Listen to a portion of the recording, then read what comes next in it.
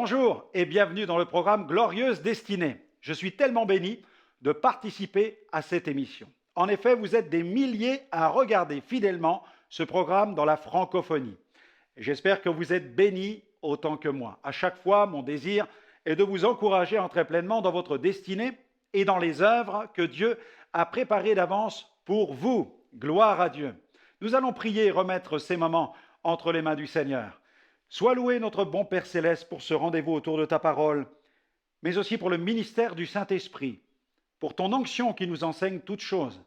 Communique à chacun des téléspectateurs, chacun des internautes, la pensée de l'Esprit, afin que nous puissions entrer dans ce que tu as prévu pour chacun d'entre nous et qu'ainsi nous puissions nous réjouir de te servir et te glorifier par notre service. Au nom de Jésus, Amen. Amen. Je veux saisir aussi l'opportunité de cette émission pour vous faire connaître ce livre intitulé « Le kit de survie des derniers temps ». C'est un livre que j'ai eu la joie de réaliser à partir de la première épître de Paul aux Thessaloniciens, dans lequel il adresse toute une somme de conseils. Il invite les croyants à se constituer leur kit de survie en saisissant de nombreux éléments. Je pense à la lumière de Christ, la cuirasse de la foi, la cuirasse de la charité, le casque de l'espérance du salut, l'exhortation, un cœur rempli de joie, une prière incessante, un vêtement de louange, la vie de l'esprit, l'esprit de révélation, le discernement spirituel, la sanctification. Voilà toute une foule de conseils qui vont vous faire du bien et ainsi vous amener à tenir ferme dans la foi dans ces temps difficiles que nous connaissons. Allez, je vous propose tout de suite de marquer une pause musicale avec Marilyn qui chante « Il est Dieu ». Il est Dieu. Et comme on va parler de notre position en Christ, il est important de savoir qui est Dieu. Et on veut écouter Marilyn maintenant. On se retrouve dans quelques instants.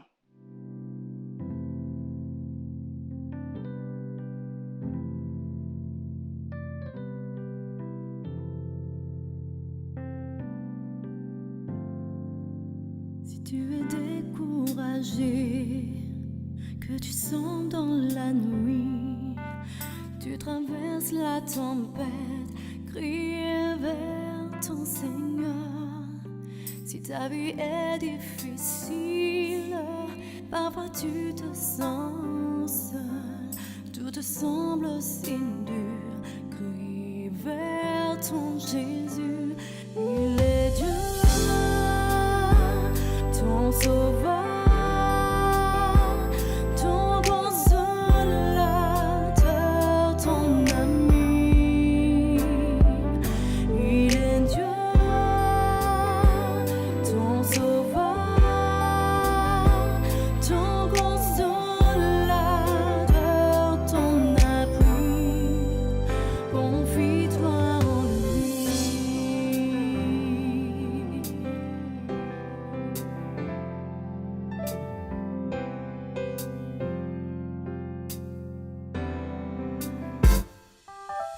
Tu as besoin de lui, dis-lui tous tes problèmes, demande-lui son aide, il t'écoutera, il veut ton bonheur, veut guider ta vie, mettre la joie dans ton cœur. Il est Dieu, ton sauveur, ton consolateur, ton ami. Il est Dieu, ton sauveur, ton consolateur, ton appui. Confie-toi en lui.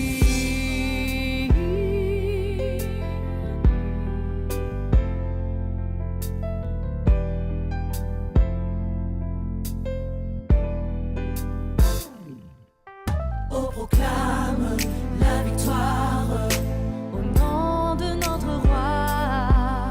Lui seul te donne l'espoir et te fortifiera. Oh, exclame toute ta joie au nom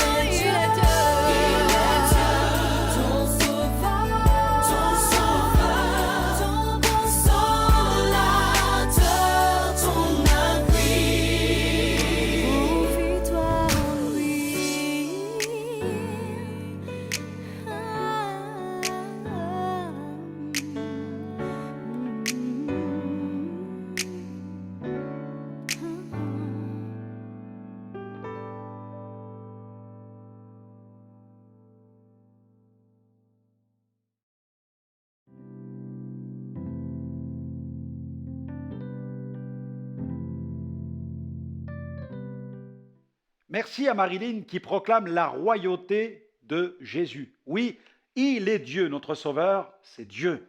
Le Fils de Dieu est venu sur la terre. Et aujourd'hui, j'aimerais vous parler de votre glorieuse position en Jésus-Christ. Votre glorieuse position en Christ.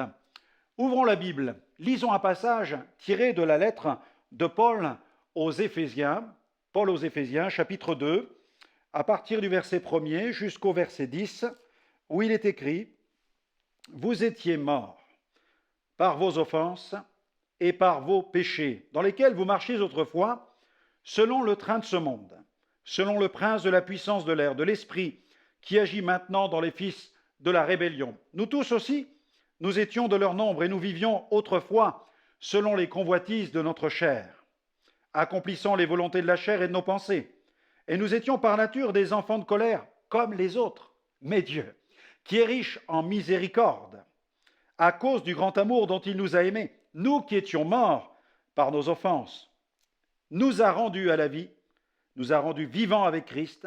C'est par grâce que vous êtes sauvés. Il nous a ressuscités ensemble et nous a fait asseoir ensemble dans les lieux célestes en Jésus-Christ, afin de montrer dans les siècles à venir l'infinie richesse de sa grâce par sa bonté envers nous en Jésus-Christ. Car c'est par la grâce que vous êtes sauvés, par le moyen de la foi. Cela ne vient pas de vous, c'est un don, c'est le don de Dieu. Ce n'est point par les œuvres, afin que personne ne se glorifie, car nous sommes son ouvrage, ayant été créés en Jésus-Christ pour de bonnes œuvres que Dieu a préparées d'avance. Amen. Des œuvres que Dieu a préparées d'avance. Pourquoi ? Afin que nous les pratiquions. À Dieu soit la gloire. Il m'arrive souvent de parler avec des chrétiens pour lesquels la question de l'autorité spirituelle semble un peu floue. À cause de cela, certains d'entre eux vivent dans la défaite et dans la crainte parce qu'ils méconnaissent leur position en Christ et les privilèges qui en découlent. Ils ne saisissent pas d'une main ferme le sceptre d'autorité que Jésus voudrait leur remettre. Et puis malheureusement, il arrive aussi que certains chrétiens laissent tomber à terre ce sceptre qui leur avait été confié. Ils se sont laissés tranquillement endormir par l'ennemi de leur âme, anesthésiés sur le plan spirituel. La négligence, le péché ont repris le dessus dans leur vie. John Bevere a fait d'ailleurs cette déclaration. Il dit « Satan cherche à nous déposséder afin de reconquérir l'autorité dont Jésus l'a dépossédée. » Le Seigneur nous met en garde contre le manque de fermeté. C'est par la bouche du prophète Ésaïe, chapitre 26, verset 3, qu'on entend ceci: « À celui qui est ferme dans ses sentiments, tu assures la paix, parce qu'il se confie en toi. » Alors, malheureusement pour certains chrétiens, leur vie chrétienne a perdu de sa vigueur. Pourtant, le prophète Michée pouvait dire ceci, dans Michée, chapitre 3, verset 8, « Mais moi, je suis rempli de force, de l'Esprit de l'Éternel, je suis rempli de justice et de vigueur pour faire connaître à Jacob son crime et à Israël son péché. » Ainsi, je crois que le moment est venu pour bon nombre d'enfants de Dieu de retrouver leur autorité spirituelle en saisissant le sceptre que Jésus leur tend. Ce livre intitulé « Saisissez votre kit de survie des derniers temps » a été réalisé à partir du chapitre 5 de la première épître de Paul aux Thessaloniciens. Si le contenu de ce livre résonne comme une alarme, il n'est surtout pas alarmiste. Ce livre se veut au contraire rempli d'espérance, car il offre tout un kit de survie, un ensemble de mesures spirituelles radicales destinées à aider l'enfant de Dieu à faire face aux nombreuses menaces qui planent sur le monde. La nuit vient, c'est vrai, mais l'enfant de Dieu, averti de ces choses, sait que l'aube succède toujours à la nuit. Alors, ayant cette espérance d'un avenir glorieux, préparons-nous à affronter le pire, mais préparons-nous surtout à vivre le meilleur, et ce pour l'éternité, car l'aube d'un nouveau jour est annoncée. Procurez-vous ce livre sur notre site www.gospelvision-international.com. Premièrement, voyons le témoignage de la grâce immense dans les derniers temps. Nous sommes en Christ, ressuscités et assis ensemble dans les lieux célestes. Quelle merveilleuse position!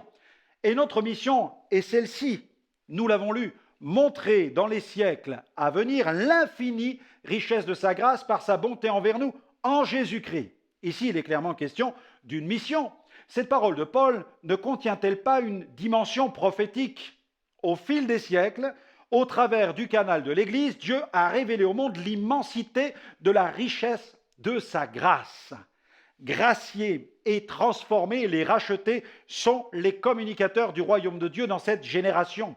Ils sont les diffuseurs de la bonne nouvelle dans ce siècle présent. Pour communiquer au monde la révélation des fils de Dieu, le Seigneur n'a pas besoin de mettre sur pied des super campagnes de pub comme le font des hommes politiques au moment des élections.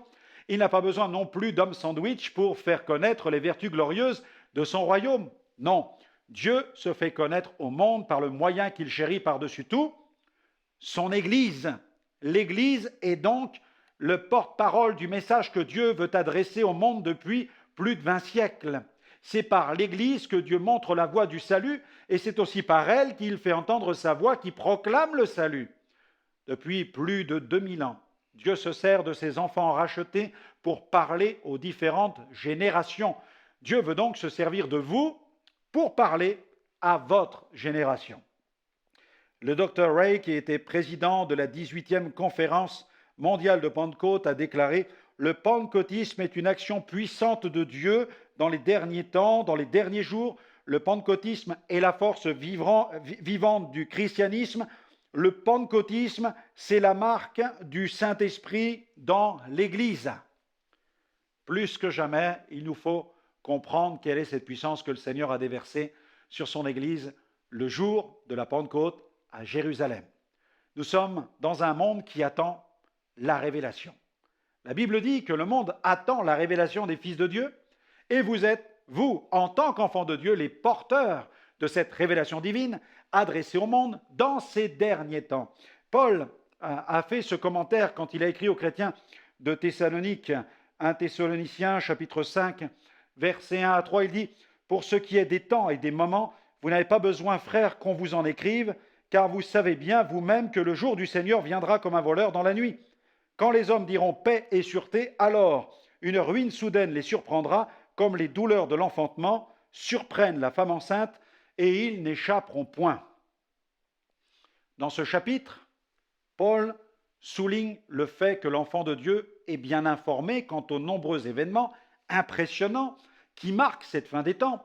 L'enlèvement de l'Église sera, quant à lui, l'élément majeur. Il sera aussi l'élément déclencheur de toute une série d'événements de plus grande ampleur. Mais là n'est pas le sujet.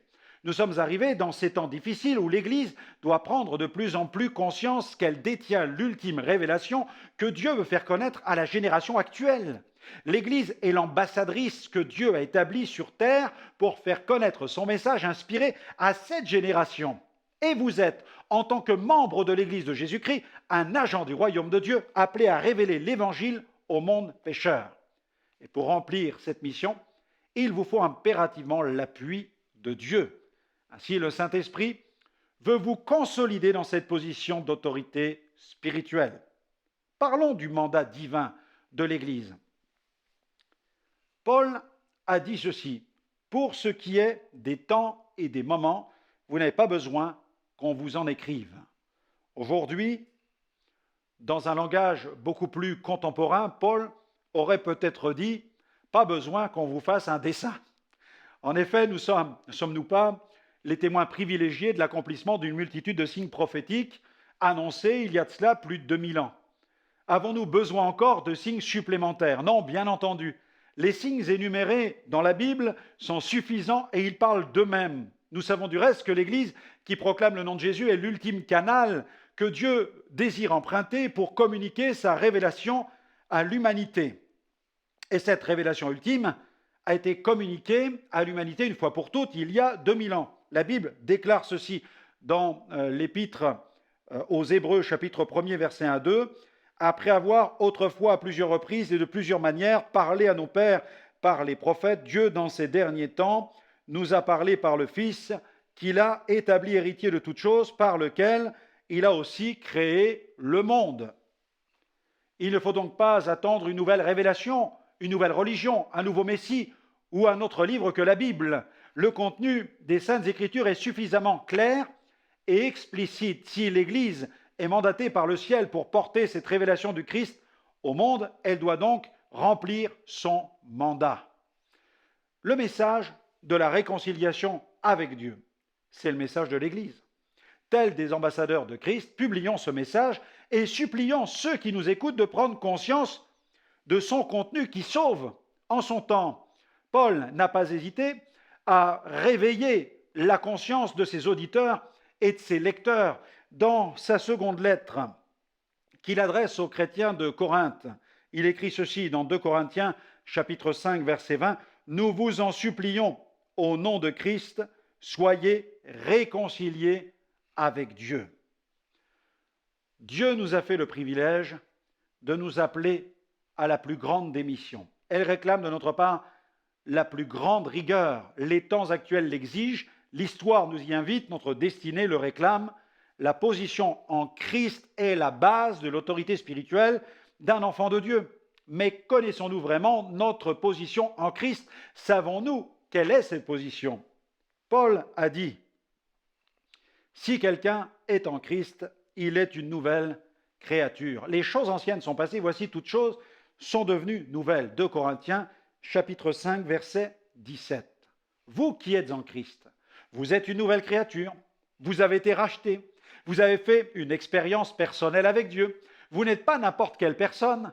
En disant cela, je ne cherche aucunement à flatter votre ego, mais je désire seulement éveiller en vous cette prise de conscience concernant votre nouveau statut spirituel. Vous êtes en Christ si Jésus est le Seigneur de votre vie. Savons-nous qui nous sommes vraiment sur le plan spirituel? Ayant reçu la vie de Christ en nous, notre vie ne s'organise plus autour de nos péchés, de nos vices et de nos passions. Notre conscience n'est plus insensible à l'égard du péché. Notre conscience a été purifiée, vivifiée par la fonction régénératrice de la parole de Dieu. En nous communiquant l'Évangile, Dieu a réveillé nos consciences. Nous sommes sortis d'une forme de coma sur le plan spirituel. Paul déclare ceci dans Éphésiens chapitre 2, versets 4 à 5. « Mais Dieu, qui est riche en miséricorde, à cause du grand amour dont il nous a aimés, nous qui étions morts par nos offenses, il nous a rendus à la vie avec Christ. C'est par grâce que vous êtes sauvés. » Nous avons donc été transformés par l'action toute-puissante de Dieu. Autrefois, nous étions étrangers aux choses de Dieu. Nous ne le connaissions pas, mais maintenant nous le connaissons d'une manière personnelle. Nous sommes en communion avec lui. Nous avons accepté son Fils Jésus comme notre sauveur personnel. Il est notre précieux Rédempteur. Grâce au salut en Jésus, nous avons fait l'expérience de la nouvelle naissance. Nous avons expérimenté ce que la Bible appelle le bain de la régénération. Nous avons été régénérés par la parole vivante et permanente de Dieu. Cette semence incorruptible a enclenché un merveilleux processus de régénération dans notre vie intérieure. En Christ, nous sommes devenus de nouvelles créatures.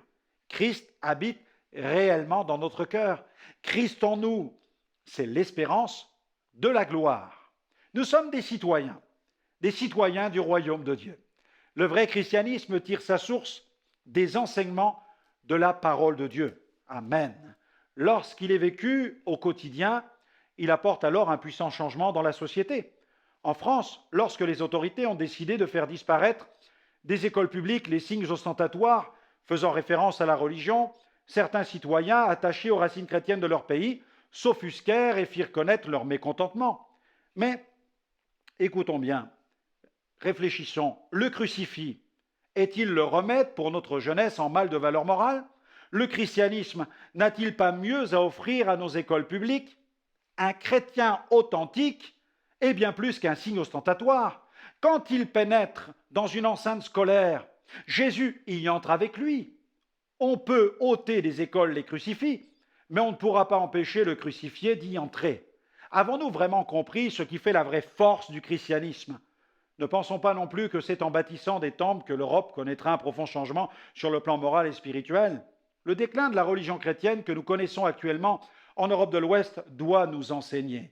Nos contemporains n'ont pas besoin d'une nouvelle religion, ils ont besoin de rencontrer des gens qui vivent une véritable relation avec Dieu. Il leur faut découvrir un christianisme authentique, vécu au quotidien et fondé sur les valeurs morales puisées dans la Bible. Le défi est lancé à chaque chrétien qui se réclame de l'autorité des Saintes Écritures, c'est-à-dire manifester une foi authentique dans la vie de tous les jours. Si chaque chrétien prend de plus en plus conscience qu'il est réellement un temple dans lequel réside l'Esprit de Dieu, et s'il accepte de porter sa croix, alors je crois que des choses bougeront vraiment. J'ai cette certitude que des choses glorieuses vont se produire en Europe. L'efficacité du christianisme biblique n'est plus à prouver.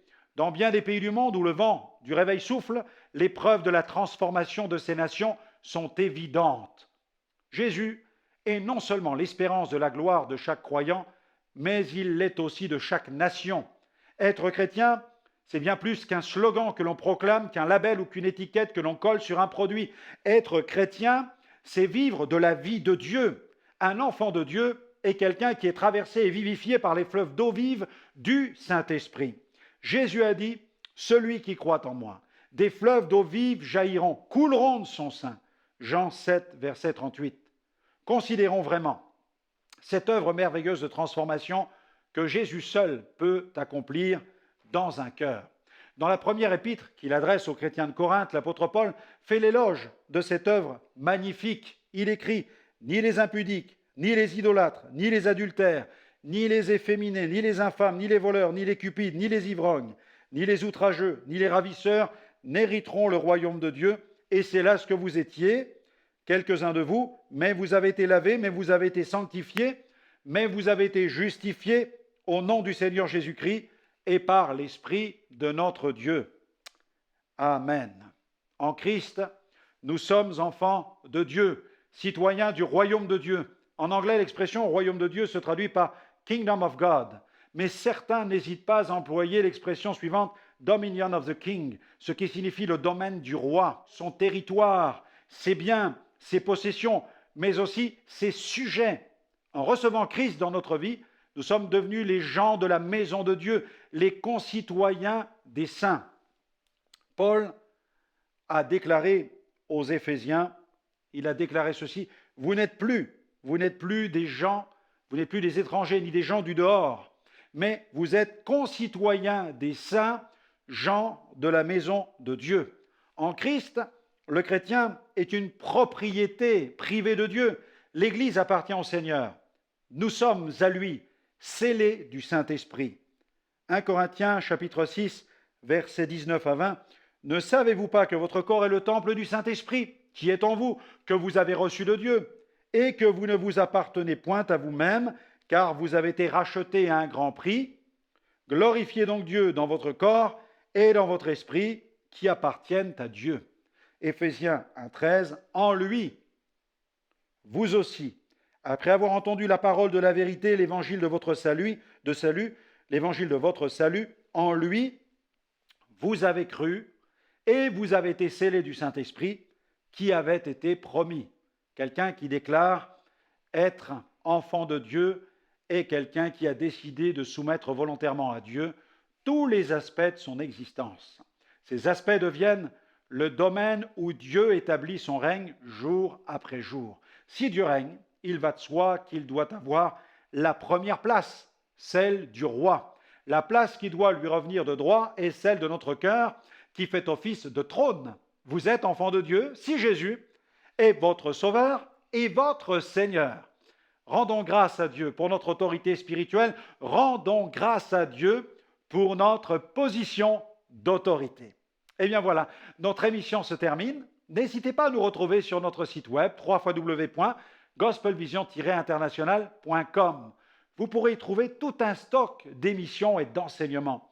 Ces émissions vont vous permettre de grandir dans la foi au Seigneur. Alors que le Seigneur continue à répandre sa grâce sur votre vie et qu'il vous fasse pleinement entrer dans votre glorieuse destinée. Que Dieu vous bénisse et à très bientôt.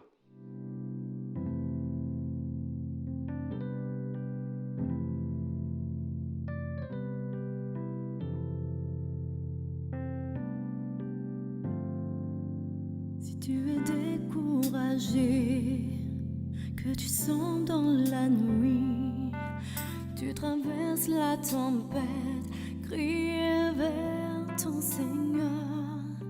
Si ta vie est difficile, parfois tu te sens seul, tout te semble si dur, crie vers ton Jésus. Il est Dieu, ton sauveur, ton consolateur, ton ami. Il est Dieu, ton sauveur, ton consolateur, ton appui. Confie-toi en lui.